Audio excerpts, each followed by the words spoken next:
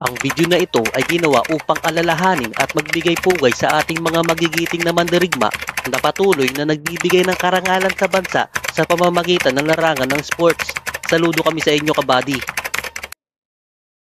Moving through the field. Watch out, cue ball. There comes the Watch out, swag. cue ball. Nope. What in the world are you going to do here now? What do you do here? Now, the thing about a push, can you foul on a push? In other words, can you push right through this nine? Yeah, because I think that's ball in hand. Yep, because the two balls are touching. I'll tell you, I don't care. I think that's ball in hand. What? You got good here. Lamang pa rin ako dahil mas lamang ako dito eh. Kamusta kayo mga Kasargo? Ito ang 2005 US Open 9-Ball Championship. Nakalaban ni Efren dito ang defending champion na si Gabe Owen. Punta na tayo agad sa rack 3 lamang si Efren 2-0. Kung makikita nyo ginamit ni Efren sa pagtira sa uno ang non-dominant hand, which is ang left hand niya. Kaya niyang gamitin ang kaliwa at kanan kamay niya sa pagtira. Kung gaano kagaling ang kanyang kanan, ganun din ang kanyang kaliwa. Ang tawag sa kayang gamitin ang kaliwa at kanan kamay, ay ambidexterity. At sa panahong ito 51 years old na si Efren dito.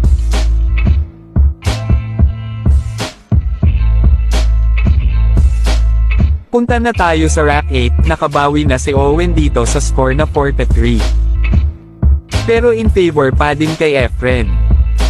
Napakaganda ng break ni Owen dito, 3 bola ang napasok at may handa pa sa uno. Si Gabe Owen ay isang American professional pool player, at nasa 28 years old pa lang siya dito.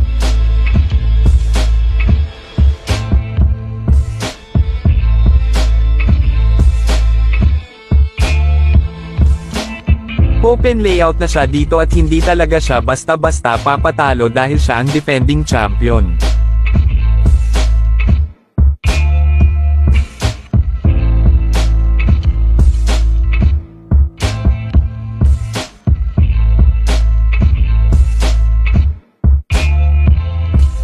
Punta na tayo sa rack 9, tignan maigi kung saan pupunta ang uno at ang cue ball. Napakahirap na sitwasyon dahil nasa bunganga ng pocket ang cue ball at nakadikit pa ito sa 9.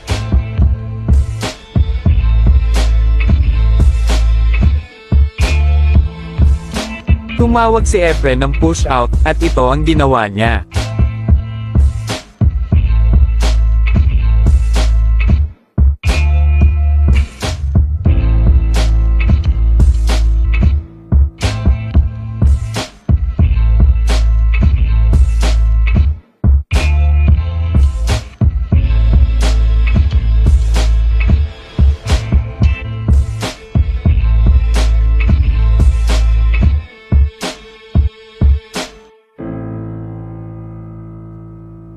Nagkaroon ng pagtatalo kung illegal shot ba ang push-out na ginawa ni Efren, dahil sa normal na tira hindi pwede tirahin ng diretso kung nakadikit o nagkiss ang bola mano. Sa isang object ball, double hit foul ang tawag doon. At magkokos ito ng ball in hand sa kalaban. Pakinggan na lang natin ang magiging official decision dito. I don't think you can make an intentional foul, and that was a foul. How was it a foul? He kept the cue on the cue ball through the shot. Right. That's a foul. But if they were frozen, you can do that. You're Oh, is that allowed- the rule That's here? the rule Oh, now. you can't do that in the straight. Well, that's the rule now. That's Yeah, they good. changed that. Ayon sa opisyal, sa patakaran ng laro pwede itong gawin kung nakadikit ang bola mano sa isang object ball. Pero sa push-out lang ito pwede, kaya legal shot ang ginawa ni Efren. Ang galing talaga ng diskarte ng ating magician. Ngunit lumipenso lang din si Owen at walang direktang kita si Efren. Mahirap patamaan ito dahil madaming object ball, pero paano din ang gagawin ni Efren?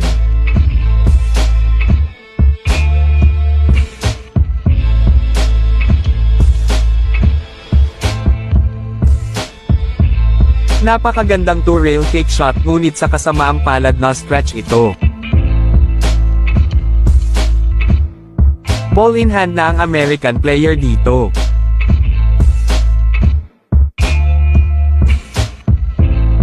Sa edad na 27 years old nasungkit na ni Gabe Owen ang 2004 US Open Champion prestigious title. Kaya talentado din ang player na ito. Tinalo ni Owen ang hitman ng Germany na si Thorsten Hohmann sa finals ng US Open.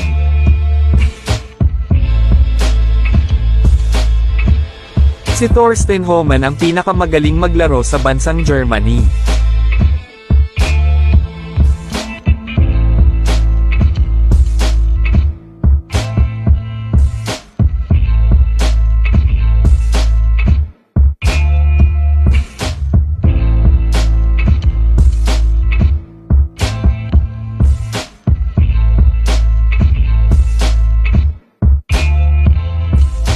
Sa pagkakataon ito lamang na si Gabe Owen sa score na 5-4. Pumunta na tayo sa rack 10.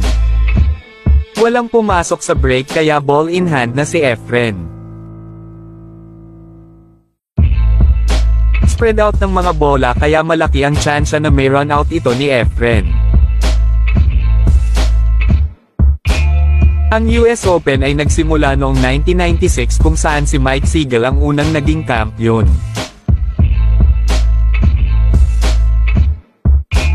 At may history na si Efren sa US Championship pagkatapos manalo ni Efren noong 1994, ikatatlong beses naging runner-up simula noong 1995 hanggang 1997.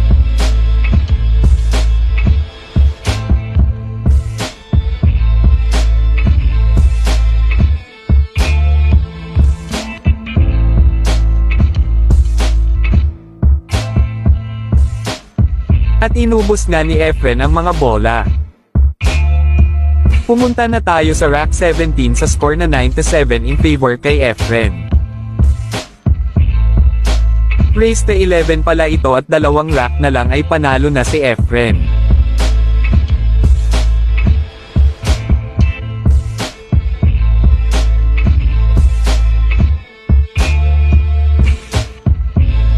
Isang napakagandang opening shot para kay Gabe Owen. Nahulog sa pocket ang dalawang bola, 2 at 8. Open layout na dito ang American player, makakahabol pa kaya ito kay Efren.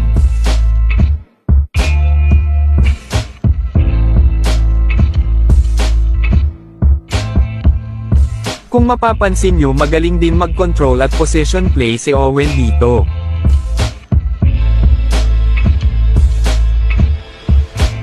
Halatang malaki na ang experience pagdating sa ganitong tournament.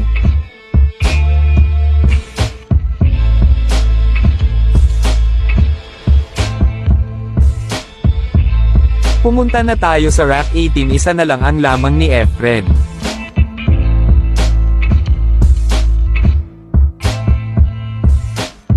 Mabuti na lang dry break si Owen dito at nagkaroon ng syansa si Efren na makaabante.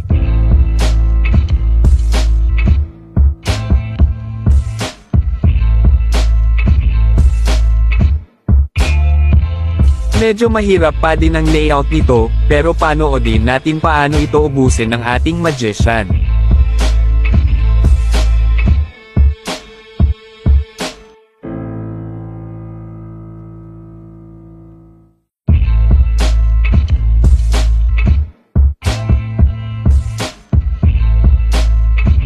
Ang 5-6 ball ang key shot dito, panoodin ang ginawa ni Efren.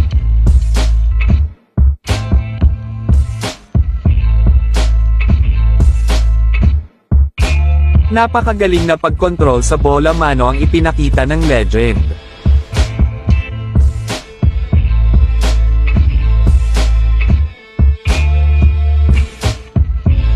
Dahil dito madali niya na lang naubos ang mga bola.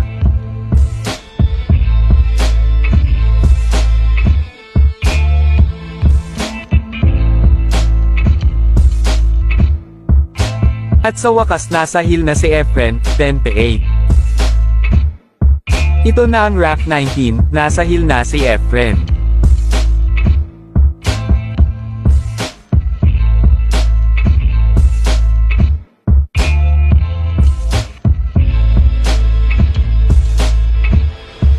Maganda ang pagkaka-break ni Efren dito, may tira sa ball ang uno.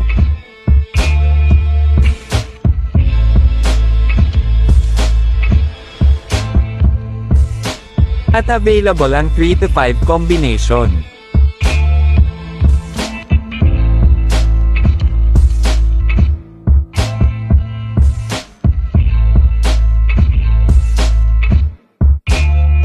At nakuha nga ni Efren ang combination shot.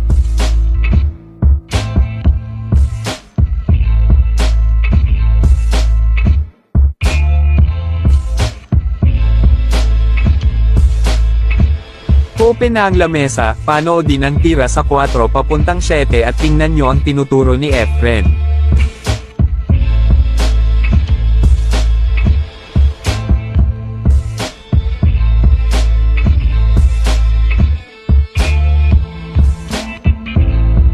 Napakagaling na perfect position play sa 7. Natulala na lang ang American player.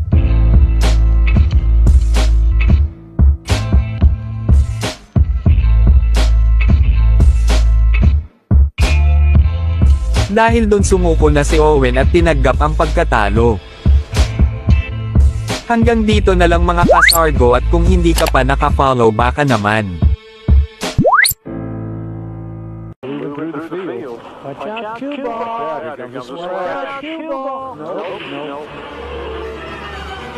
What in the world are you going to do here now? What do you do here? Now, the thing about push, can you foul on a push? In other words, can you push right through this 9? Yeah, because I think that's ball in hand. Yep, because the 2 balls were touching. I'll tell you, I don't care. I think that's ball in hand. What? You got good here. Lamang pa rin ako dahil mas lamang ako dito eh.